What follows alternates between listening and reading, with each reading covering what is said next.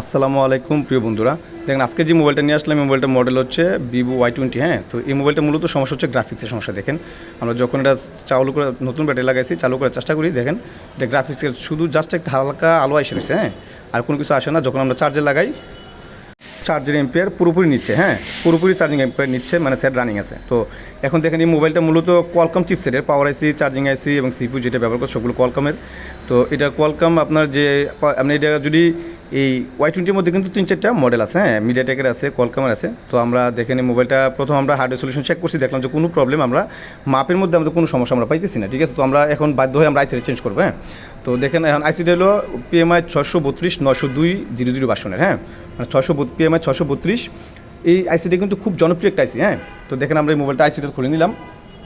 এটা মূলত graphics, light, charging তিনটা কিন্তু একই সাথে কাজ করে। হ্যাঁ, DC two DC converter AC যেটা বলি, বা চার্জিং এসি যেটা বলি, charging AC, graphics AC, lighting AC ঠিক একসাথে। হ্যাঁ, কোয়ালকমের ক্ষেত্রে আবার মিডিয়াটেকের ক্ষেত্রে আলাদা আলাদা আছে, আলাদা আলাদা ব্যবস্থা করা আছে।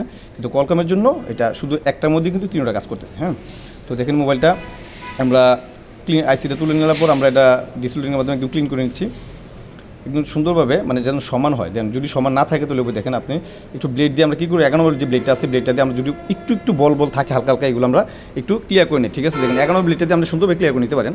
তো আমরা ক্লিয়ার করার পর দেখেন আমরা আইসিটাকে লাগাবো। হ্যাঁ, আমরা আইসি আরেকটা সেম মোবাইল আমাদের কাছে আছে, নতুন আছে। তো আমরা আইসিটা আবার রিভিউ করে রাখছি, তো এটা আবার লাগাবো। হ্যাঁ, তো দেখেন আমরা আইসিটা লাগাবো এখন। তো আইসি লাগানো বা উঠানোর হিট কখন দিবেন সেটা কিন্তু আমার ভিডিও তো এর আগে দেওয়া আছে।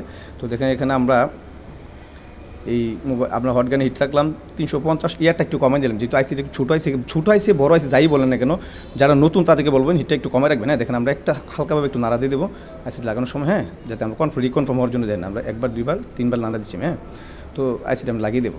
তো দেখেন এই যে আইসিটা যে মোবাইলে থাকে, যদি গ্রাফিক্স এবং লাইটিংয়ের সমস্যা হয়, যদি আপনি মাপে কোথাও কোনো সমস্যা না পান, যে আপনার এই প্রাথমিক অবস্থায় যদি কোনো আপনার ডায়াগ্রামের হিসাবে, আপনার ডায়াগ্রাম অনুযায়ী যদি আপনি মাপে কোথাও কোনো সমস্যা না পান, তো যদি PMI 632 আইসি হয়, তো 100% এটা চার্জিং ক্ষেত্রে হোক বা আপনার গ্রাফিক্স এবং লাইটিং ক্ষেত্রে হোক, 100% আপনি এটাকে চেঞ্জ করে দিবেন। তার উপর হওয়ার সম্ভাবনা 99% ইনশাল্লাহ। তো দেখেন আমরা মোবাইলটা আইসিটা চেঞ্জ করে আমরা মোবাইলটা লাগানোর পর দেখবো আমাদের মোবাইলটা কমপ্লিট হয় কিনা। তো আমি ইতিপূর্বে অনেকগুলো এই কোয়ালকম চিপসেটের Y20 মডেলের অনেকগুলো কাজ করছি, যে আমি জানি যে আইসিটা চেঞ্জ করলে মানে কাজ হয়ে যায়। হ্যাঁ, তো দেখেন আমরা মোবাইলটি আইসিটা যে PMI 632 যে আইসিটা যেই মোবাইলে পাবেন, আপনি আশা কনফার্ম থাকেন যে মোবাইল আইসিতে সমস্যা হয় বেশি হয়। তো আজকে বুঝতে ভালো থাকবেন, আল্লাহ হাফেজ।